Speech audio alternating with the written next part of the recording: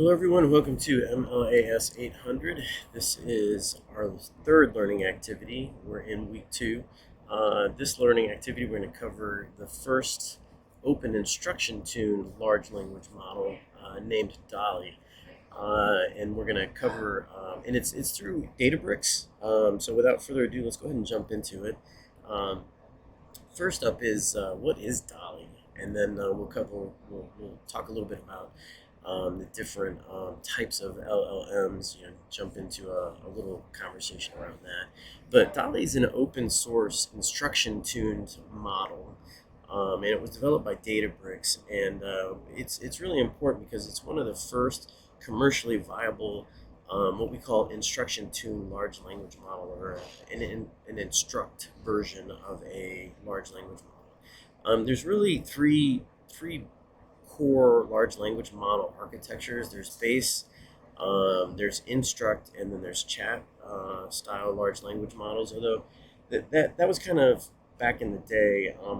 I say back in the day, like a couple years ago, when large language models were all the rage and still are the rage. But now they're kind of blurring, where you've got hybrid models that are out now. So when you're dealing with a lot of these large language models, instruct is usually your entry point into a lot of these models. So the instruct being the one that instruct and chat, ones that are kind of specifically tuned to you feed it a prompt, and then it gives you a more robust response back. That's usually instruct. Chats are more specific to, of course, conversations. Um, so yeah, with Dolly, it's an instruct large language model. So anyway, it's Databricks, and it was named after, just a little fun fact. It was named after Dolly the sheep, the first cloned mammal. I don't know if anyone remembers that, but that made a lot of news years ago. So yeah, we'll be working with Dolly 2.0 in our lab. So another key feature, I know I mentioned this before, but of course, just to reinforce it, it's an open source model, commercially viable. In other words, you can use this large language model for a commercial purpose, not just for prototyping. And it's an instruct LLM, and it's pretty good for what it is. It has, I think the one we're going to be using has 3 billion parameters in our lab, and when you kind of go through the process of checking out what the base versus instruct versus chat, there's really three big areas of the LLM that you're kind of looking at. You're looking at pre-training, and that has to do with the base LLM and getting your what we'd call your fact base training out of the way, and then your fine tuning, which then gets into whether you're going to be doing an instruct or a chat version of an LLM, and that usually uses a reinforcement. So there's three big buckets for large language model development, which is the pre-training, the fine-tuning, and the reinforcement learning. Okay, so next up, some technical specs on the architecture, a few more things, and then we'll talk a little bit about some other pieces of our learning activity here. But it's built on the GPT architecture, so it's very similar to ChatGPT. It's the same open AI architecture. Training data, very diverse. I mentioned it, it's 3 billion parameters, so we'll be working with that. And it's optimized for natural, of course, instruction, natural language processing tasks. So some of the benefits of using this model, it's very adaptable. I've worked with this a little bit, and it's easy to spin up. I'm surprised at how quick it is for us to spin up. We don't even really need Anaconda to work with it. We can do everything we need in Google Code Lab, which is kind of cool, which makes it kind of very cost effective for a large language model. At 3 billion parameters, it's about 4 gigs in size. So when we do a data pull, it does, because it's a cloud pull for the GGUF file, it takes a little bit for it to come across. But anyway, it gives us a really good, the benefit, one of the big benefits of this is, one, it's open source, it's industry viable, and that helps us from a research perspective, because it allows us to access a large language model that has been trained on thousands and thousands of hours of data, and tons of data, and something that we can research and do more on the back end and pick apart. Okay, so why again, I just want to reinforce this so that it's the other part of this course, right? Machine learning and autonomous systems. There's the autonomous systems use case part of it. So how is this even an autonomous system? Well, in this case, we can use the large language model in a lot of different use cases, but in the application side of it, we can use this LLM as a chatbot. Even though it's an instruct tuned, it can support chat functions. And it's got a lot of content. You can use it for data analysis and what it's been trained on. It can be used for a lot of different applications, and specific to autonomous systems applications. Okay, um, a couple more things, and then we'll talk about the kind of the support and community support behind it. Is the difference between this one and a proprietary model like OpenAI is OpenAI's model is not. It's a proprietary model. Apologies, and in it's not as accessible. You have to with OpenAI. We are only able to access the latest GPT architecture, GPT Omni, for example. We can't download that. It's proprietary, and OpenAI keeps a lot of that stuff under wraps, even though they call themselves OpenAI. It's the APIs are expensive, and you got to use them, and there's a monthly fee. So that's where this kind of comes in, because we're using an industry standard open model that makes it more accessible and modifiable. And of course, we can use our own API calls against it without incurring any cost. There's other models out there, and we're going to explore them. There's Llama from Meta. There's Stable LM. There's also a few other Mistral. That was another large language model. So we're going to explore all of those as we move through the course, and then that way you can kind of get a full gamut of different machine learning architectures, more specific to large language models, and then how that applies to autonomous systems.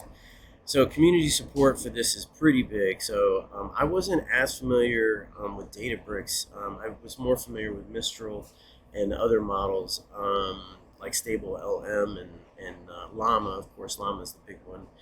But Databricks Dolly LLM is a really good one from a community and support perspective. It's got a big ecosystem. It's got a lot of resources. If you do a search on Databricks Dolly LLM, just do a simple search. You're going to find a couple links. You've got this one here for Databricks, the big book of generative AI. There's also a GitHub account for it, Databricks Labs, / Dolly, and you can get a lot more ingrained in the community and the development of that. So there's definitely a lot out there, and there's different versions of the Dolly LLM that have been trained on more parameters, or I'm sorry, should increase parameters, but then trained on more data. So yeah, it's some fun stuff there to dig into. Okay, talk a little bit about this, and then I think we'll be close to wrapping this up.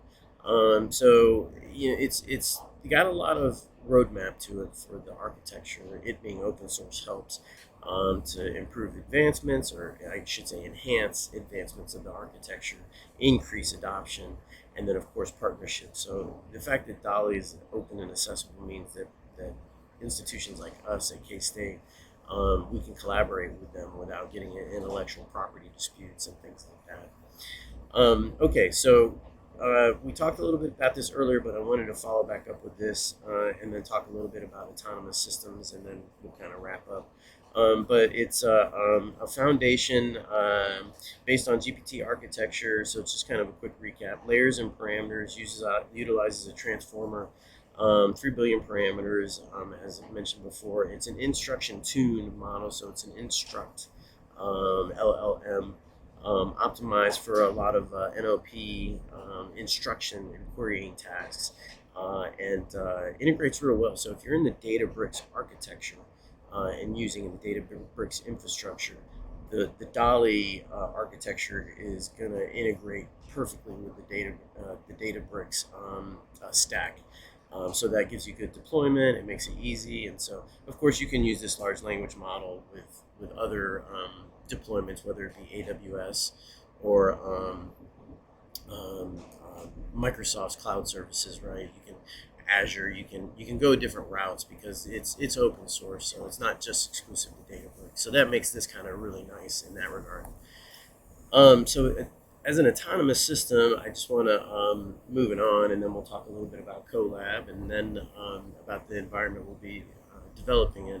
But the question that comes up when we were teaching machine learning, of course, we got the large language model covered in that, and so we'll talk, and we will continue to talk through that in our lectures and labs.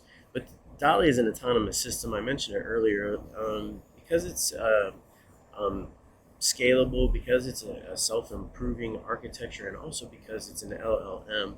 It makes it really good for autonomous operations. Dolly has an ability to be integrated, again, what I mentioned in the previous slide, into different architectures, different stacks, which makes it a perfect autonomous system for a machine learning for an autonomous system. So it makes it a really good integrated node within that architecture as the autonomous systems control portion of any machine learning that you call a broader autonomous system. So that's why we're talking about that here in this regard, and kind of make that distinction that, yeah, Dolly by itself may not be an autonomous system, but then as we bolt Dolly into a broader architecture, it then becomes an autonomous system. Okay, so enough about Dolly. That's what we're going to be working with here for our next lab. And then let's talk a little bit about the development environment. So we've got an integrated development environment. In this case, I'm going to use Google Colab.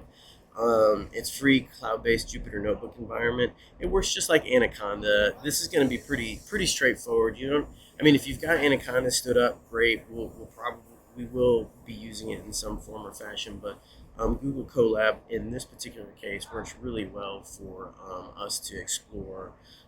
It's free.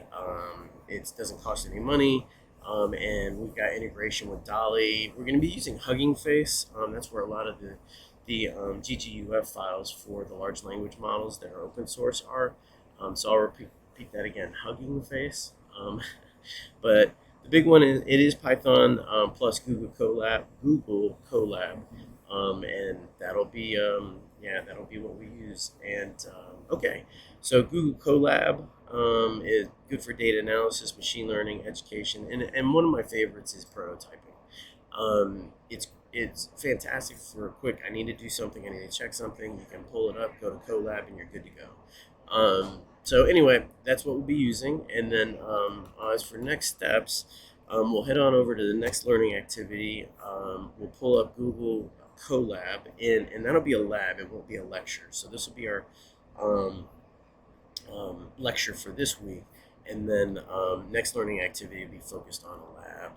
And then we'll, in Google, geez, I can't speak this morning, Google Colab, we'll be spinning up a virtual machine within that environment, and then we're going to pull Dolly across and pull the GGUF file on the back end, and then what we're going to do is we'll end up interacting with it, and it'll be pretty neat. So without further ado, we'll go ahead and head on over there and call it a day. Thanks.